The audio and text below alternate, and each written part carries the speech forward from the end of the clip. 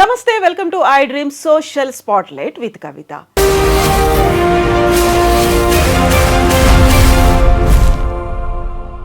2047 కల్లా భారతదేశంలో అగ్రికల్చర్ రైతుల తలసరి ఆదాయాన్ని 6 రెట్లు పెంచాలి అనే ఒక లక్ష్యంతో కేంద్ర ప్రభుత్వం ముందుకెళ్తోంది. అందులో ప్రధానమైనటువంటి భూమిక పోషించబోతోంది ఆర్టిఫిషియల్ ఇంటెలిజెన్స్. అగ్రికల్చర్కి ఆర్టిఫిషియల్ ఇంటెలిజెన్స్కి మధ్య ఉన్నటువంటి లింక్ ఏంటి, ఎలా అనుసంధానం చేస్తారు, రైతుల్ని అందులో ఎలా ఇన్వాల్వ్ చేస్తారు, రైతే రాజుగా ఎలా మారబోతున్నారు. మనతో పాటుగా ఉన్నారు young scientist award winner Venky Naidu గారు. హలో అండి వెంకీ, నమస్తే. So congratulations, young scientist award winner. అందులోనూ కూడా మీరు అగ్రికల్చర్ ఆర్టిఫిషియల్ ఇంటెలిజెన్స్ మీద ఫోకస్ చేశారు. సో ఇప్పుడు భారతదేశం అగ్రికల్చర్ అంటే అందులోనూ ఆర్టిఫిషియల్ ఇంటెలిజెన్స్ రెండింటిని ఎలా అనుసంధానం చేస్తోంది? సో ఇప్పుడు మనం మోస్ట్గా ఎక్కువ సార్లు వినే వర్డ్ మీరు అన్నట్టు ఆర్టిఫిషియల్ ఇంటెలిజెన్స్. అలానే ఎక్కువగా ట్రెండింగ్లో ఉన్న వర్డ్ ప్రతి సిచ్యువేషన్లో కూడా రైతులు. సో ఈ అగ్రికల్చర్కి ఈ ఆర్టిఫిషియల్ ఇంటెలిజెన్స్కి లింక్ ఎలా ఫామ్ చేస్తున్నారంటే technology into the farming.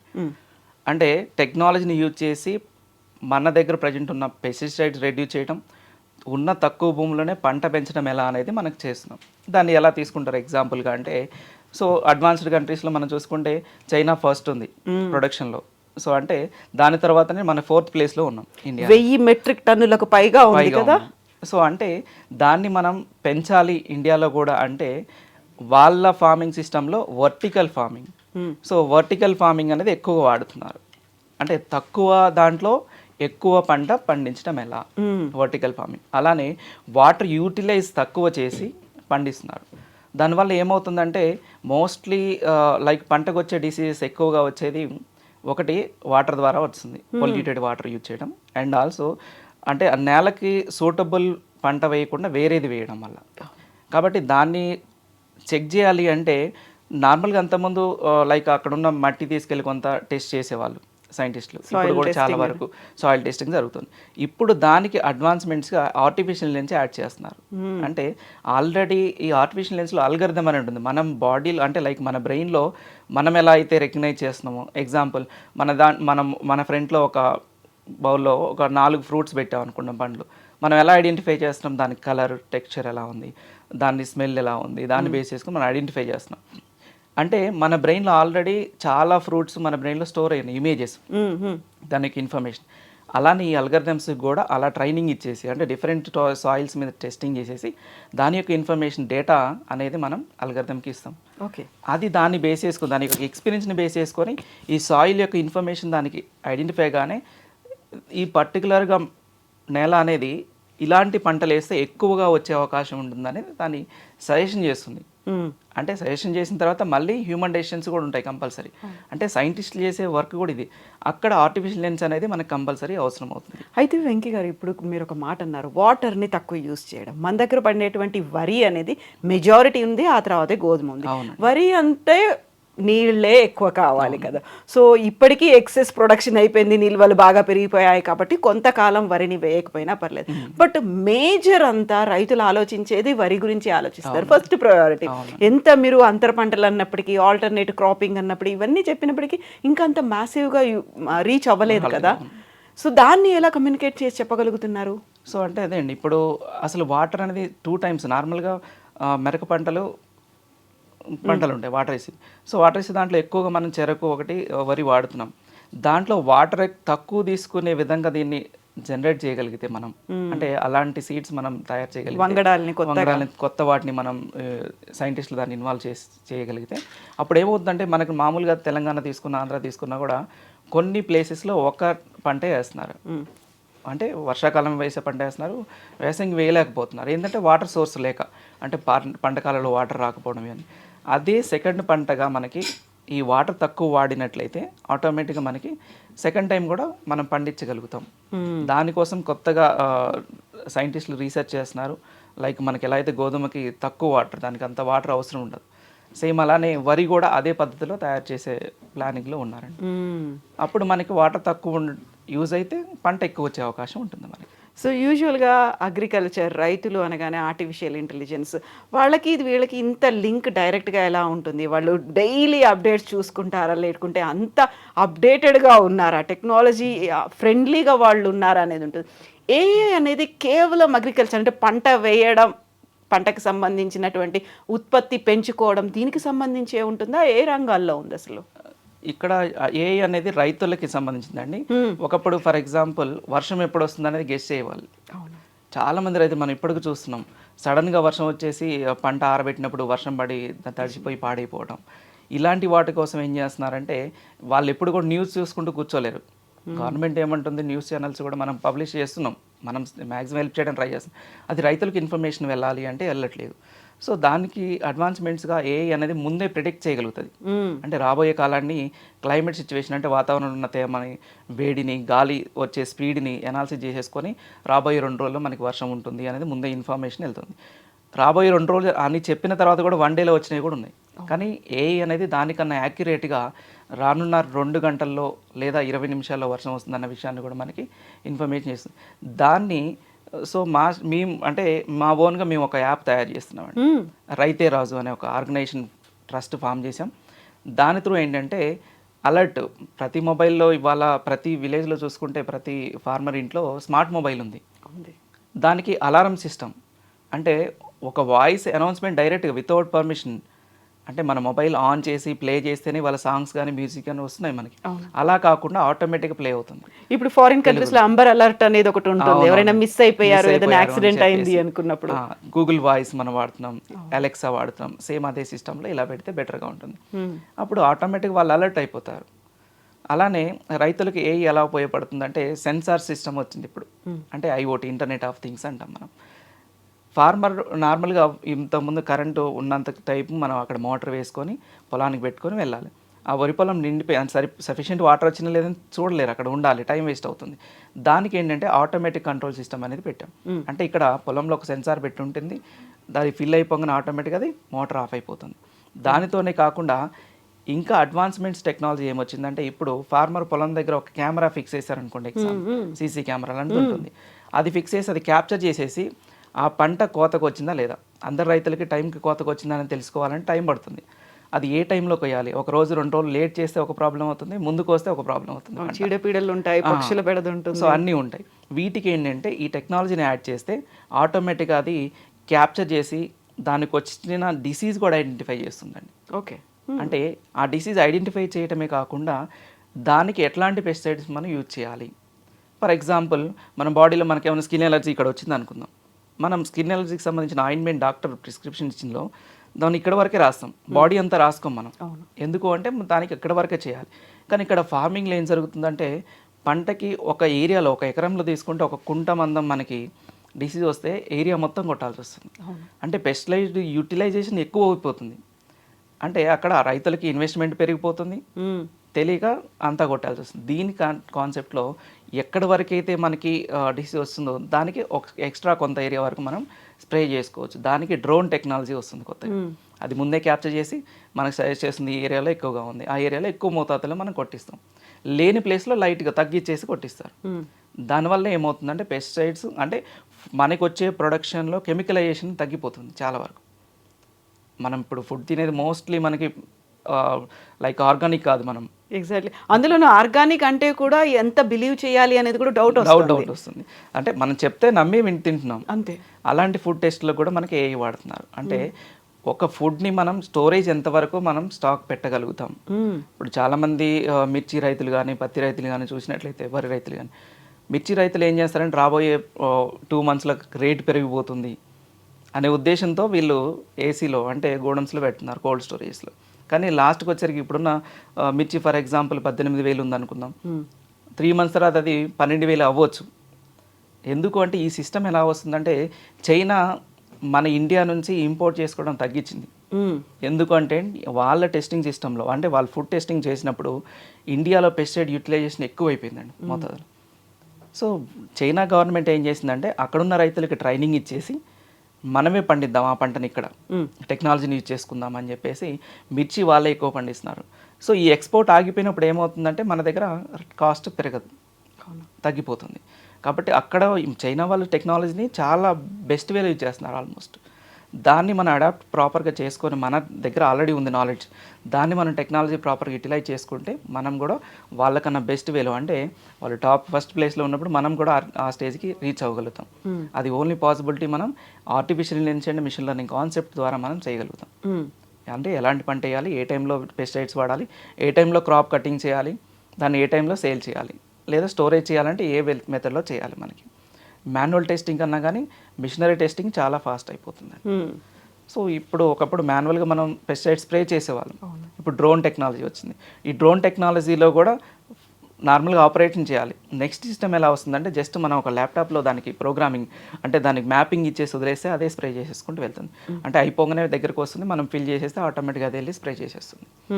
Spray చేసిన తర్వాత మనకి పంటకు సంబంధించిన టోటల్ వీడియో కూడా క్యాప్చర్ చేసి మనకి బ్యాకప్ ఇస్తూ ఉంటుంది. ఓకే, దాన్ని ఆర్టిఫిషియల్ ఇంటెలిజెన్స్ అనాలిసిస్ చేసి పంట యొక్క స్టేజ్ ఏంటి, దీని నుంచి క్రాప్ ఎంత రాబోతుంది ఎగ్జాక్ట్గా, అంటే ఎకరానికి 30 బస్తాలు వస్తుందా, 35 వస్తుందా, 40 వస్తుందా కూడా ముందే ప్రిడిక్ట్ చేయగలుగుతుంటే పాసిబిలిటీస్ మనకి ఏఐ ద్వారా ఉంది.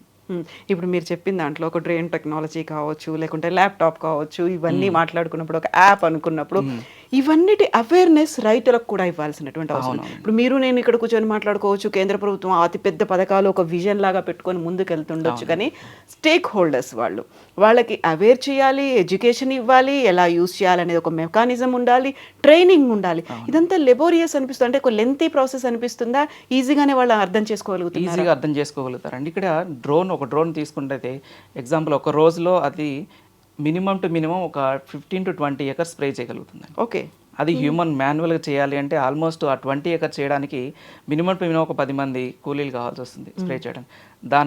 ఈ టెక్నాలజీని వాడటానికి ఆల్రెడీ ఇంజనీరింగ్ గ్రాడ్యుయేట్స్ మన ఇండియాలో కోకొల్లలో ఉన్నారు సఫిషియెంట్. అలాంటి వాళ్ళకి గవర్నమెంట్ మనకి training, drone training, pilot training అనేది కూడా కాన్సెప్ట్ ఇచ్చింది. గవర్నమెంట్ ఇస్తుంది, దానికి పర్చేజ్ చేస్తే మనకి సబ్సిడీ కూడా ఇస్తుంది. అలాంటి వాళ్ళు రైతులకి హెల్ప్ చేయాల్సి వస్తుంటుంది. అంటే మనం అక్కడ ఒక జాబ్ ఆపర్చునిటీ ప్రొవైడ్ చేయగలుగుతున్నాం, టెక్నాలజీని కూడా ఇంట్రడ్యూస్ చేయగలుగుతున్నాం. అక్కడ రైతులు చేయాల్సింది ఏంటండి, ఇదంతా ఆటోమేషన్. ఓన్లీ ఒక ఆపరేటర్ ఉంటే చాలు, 10 మంది ప్లేస్లో మనకి ఒకళ్ళే. అయితే అక్కడ 10 మందికి ఉపాధి పోతుంది కదా అనేది ఒకటి వస్తుంది కదా. ఉపాధి సిస్టంలోకి వచ్చేసరికి అండి, ఈ యొక్క ఏదైతే పంట ఇప్పుడు ఒక రైతు 10 ఎకరాల వరకే సాగు చేయగలుగుతాడు, టెక్నాలజీని యూజ్ చేయడం వల్ల 20 ఎకరాలు చేయగలుగుతాడు. అంటే మనకి ఎప్పుడైతే 20 ఎకరాలు చేయాలో రిక్వైర్మెంట్ కూడా ఆటోమేటిక్గా పెరిగిపోతుంది. ఇప్పుడు చదువుకొని వాళ్ళు ఎక్కువ మంది, ఇప్పుడు మనం అడ్వాన్స్మెంట్స్కి వెళ్తున్నామండి, మ్యాక్సిమం అందరూ కూడా డిగ్రీ, బీటెక్ అలా చేస్తున్నారు. అవును, నెక్స్ట్ జనరేషన్స్. సరే మన ఫాదర్స్ వాళ్ళు చేయకపోవచ్చు, కానీ నెక్స్ట్ వచ్చే వాళ్ళు చేస్తున్నారు. కాబట్టి దీని నుంచి అంటే ఇప్పటి వరకు చాలామంది యూత్ ఎలా ఉన్నారంటే సాఫ్ట్వేర్ జాబ్ అయితేనే జాబు, గవర్నమెంట్ జాబ్ అయితేనే జాబు. రైతులు అంటే నేను ఎప్పుడు కూడా చిన్న చూపు చూస్తున్నారు, అది కరెక్ట్ కాదు. రైతులకు కూడా ఆ స్టేజ్ రావాలంటే మీరు అన్నట్టు విజన్ 2047 2047కి కంప్లీట్గా చేంజ్ అయిపోతుంది. అంటే రానున్న 23 సంవత్సరాలు, రాబోయే 22-23 సంవత్సరాల్లో టెక్నాలజీ అనేది అందరికీ అందుబాటులో వస్తుంది. మనం ఎగ్జాంపుల్ చూసుకున్నామండి, టెక్నాలజీ అడాప్ట్ చేసుకోగలుగుతారా అనే ఉద్దేశం. ఇవాళ మేము మాది స్మాల్ విలేజ్లో చూస్తే పొలం పనికి వెళ్ళే వాళ్ళ దగ్గర కూడా స్మార్ట్ ఫోన్ ఉంటుంది, వాళ్ళకి తెలిసి వాడడం దాన్ని ఎలా యూజ్ చేయాలనేది. ఒక 6 months బేబీ కూడా దాన్ని ప్రాపర్గా యూజ్ చేస్తుందంటే మీరు అర్థం చేసుకోండి టెక్నాలజీ అడాప్షన్ ఎంత ఫాస్ట్గా ఉంది అని. అంటే టెక్నాలజీని ఎవరైనా యూజ్ చేసుకునే ఆప్షన్లోకి డెవలప్మెంట్ అవుతుంది. ఈజీ ఇంటర్ఫేసింగ్ అంటారు దాన్ని. అంటే యూఐ ఎంత ఫాస్ట్గా ఇంటర్ఫేస్ చేస్తున్నాం మనం. అంటే టెక్నాలజీ మనం ట్రైనింగ్ ఇచ్చేసి ప్రాపర్గా చేస్తే దెన్ రైతులు కూడా దాన్ని అడాప్ట్ చేసుకోగలుగుతారు. ఇప్పుడు మీరు రైతే రాజు అనేటువంటి ఒక యాప్ గురించి చెప్పారు, అది ఓన్లీ మీరు పెట్టుకున్నటువంటి ఆ లిమిటెడ్ లొకేషన్లోనే ఉంటుందా, అందరి రైతులకి యాక్సెసిబుల్గా ఉందా? అది ఫస్ట్ మనం పైలట్ ప్రాజెక్ట్ కింద విలేజ్ సెలెక్ట్ చేసుకుంటున్నాం. సో దాని వరకు మేము టెస్ట్ చేసేసి దాంట్లో ఏమన్నా ఇంకా డెవలప్మెంట్ కావాలి, దాంట్లో సజెషన్స్, కొంతమంది రైతుల దగ్గర నుంచి సజెషన్స్, దీన్ని ఇలా చేస్తే బాగుంటుంది అంటే, రైతు వెళ్ళాడు మిర్చి దగ్గరికి వెళ్ళి ఆ ట్రీని ఒక్కసారి మనం ప్లాంట్ని ఫోటో తీస్తే ఆటోమేటిక్గా సజెస్ట్ చేస్తుంది. ఆ సజెషన్ తెలుగులో ఇస్తుంది. వాళ్ళు చదువుకునే వాళ్ళైతే ఓకే అర్థమవుతుంది, చదువుకోని వాళ్ళు అనుకోండి దానికి వాయిస్ వస్తుంది.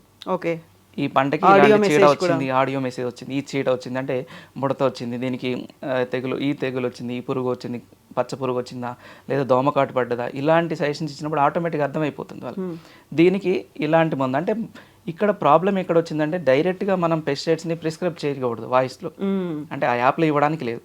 వాళ్ళు ఇచ్చిన ఆ ఇన్ఫర్మేషన్ తీసుకెళ్ళేసి ఆ నియరెస్ట్ ఫెర్టిలైజ్ షాపర్ అతనికి ఇస్తే అతను లేకుంటే అక్కడ వ్యవసాయ అధికారులు కూడా అధికారులకు ఇచ్చిన గవర్నమెంట్ అది వాళ్ళు సజెస్ట్ చేస్తారు బాబు ఇంత మోతాదులో దీనికి వాడండి, ఇన్ని లీటర్స్ ఇంత మోతాదు కలిపేసి స్ప్రే చేయండి అనే సజెషన్స్ ఇస్తారు. అంటే వాళ్ళకి ఈజీ అయిపోతుంది. ఎందుకంటే పాతగా రైతులకు ఎక్స్పీరియన్స్ ఉన్న రైతులు అయితే వాళ్ళు ఈజీగా ఐడెంటిఫై చేస్తారు డిసీజ్.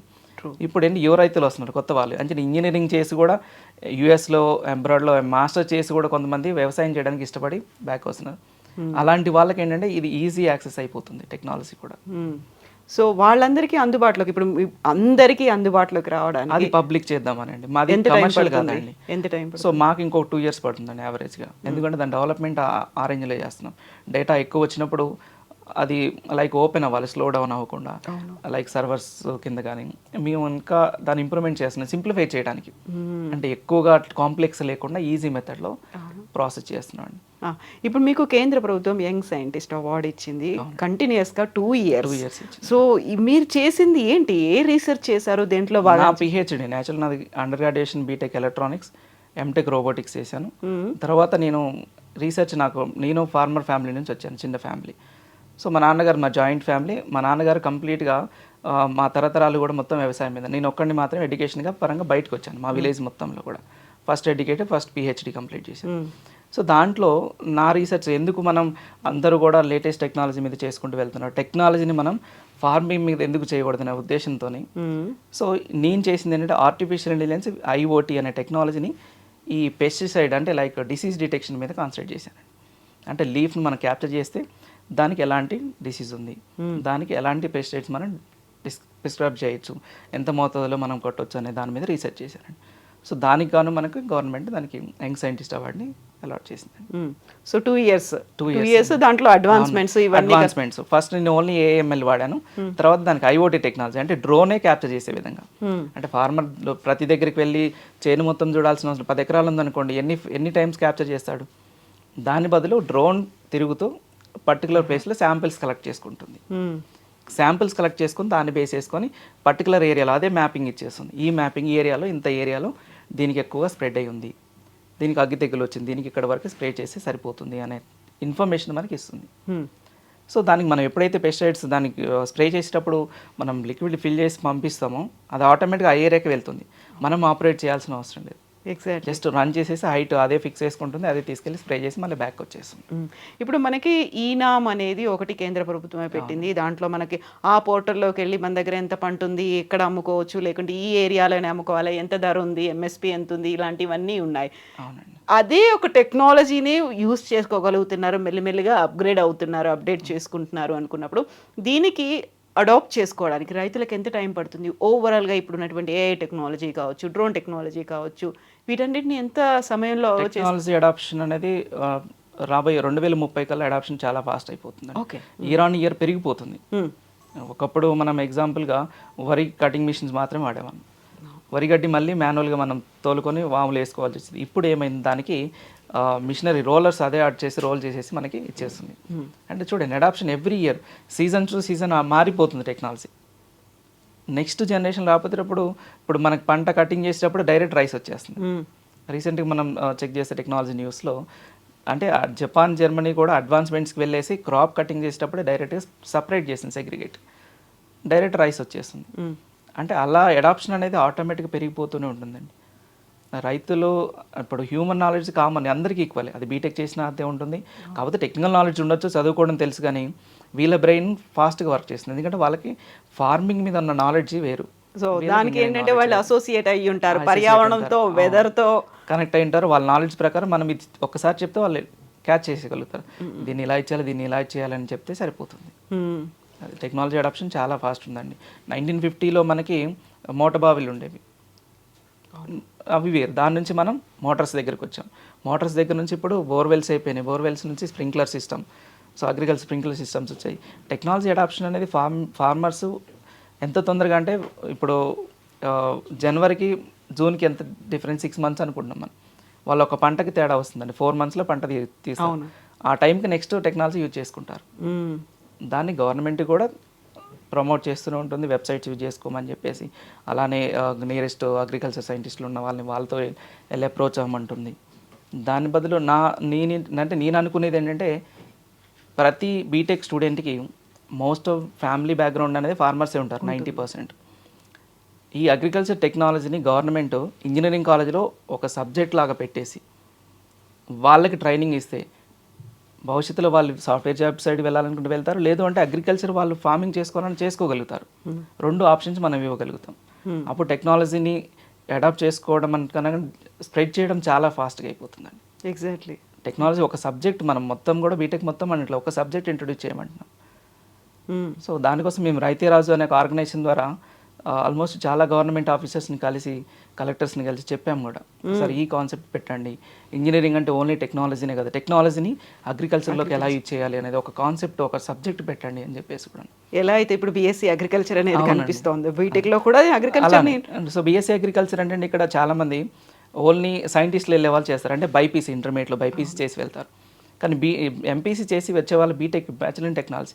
సో దానికోసం గవర్నమెంట్ అగ్రి బీటెక్ అని కొత్తగా వస్తుంది.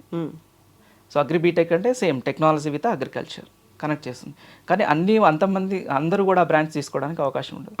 దాని బదులు అన్ని బ్రాంచెస్లో ఒక సబ్జెక్ట్ మనం ఇంట్రడ్యూస్ చేయగలిగితే అందరికీ అవేర్నెస్ వస్తుంది.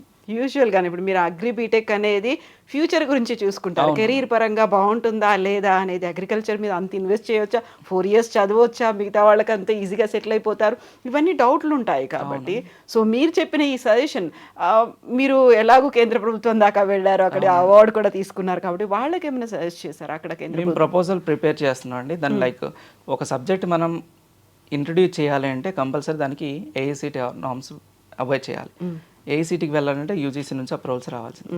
సో దానికోసం మనం ఏంటంటే మేము గవర్నమెంట్కి ప్రపోజల్ పెడుతుంది. దానికి సిలబస్, అసలు రియల్ టైంలో అగ్రికల్చర్ కావాల్సిన టెక్నాలజీ ఏంటి, దానికంటూ సిలబస్ ఏంటి, దానికి ల్యాబొరేటరీ ఏం కావాలి అనేది మేము ఒక ప్రొఫార్మా ప్రిపేర్ చేస్తున్నాం. అది వన్స్ ప్రిపేర్ అయిన తర్వాత ప్రపోజల్ రిక్వెస్ట్ పెట్టేస్తాం. గవర్నమెంట్ డెసిషన్ ఎంతవరకు తీసుకుంటుంది అనేది వెయిట్ చేసి చూడాలండి. ఎస్ అండి, thank you so much Venky Naidu గారు. Best wishes to you. నిజంగానే ఒక బ్రైట్ ఫ్యూచర్ అనేది నాట్ ఓన్లీ భారతదేశానికే కాదు, అగ్రికల్చర్ పరంగా కూడా ఒక కాంపిటీషన్ అనేది డెవలప్ అవుతుంది. అండ్ ఇతర దేశాలతో కూడా మనం కంపీట్ చేసుకోవచ్చు. టాప్ 10లో మనం టాప్ 4లో మాత్రమే ఉన్నాం. టాప్ 10కి రీచ్ అవ్వడానికి కూడా టెక్నాలజీ యూజ్ అవుతుంది, అందులో రైతుల భాగస్వామ్యం కూడా కావాలి. Thank you so much. Best wishes to you అండి.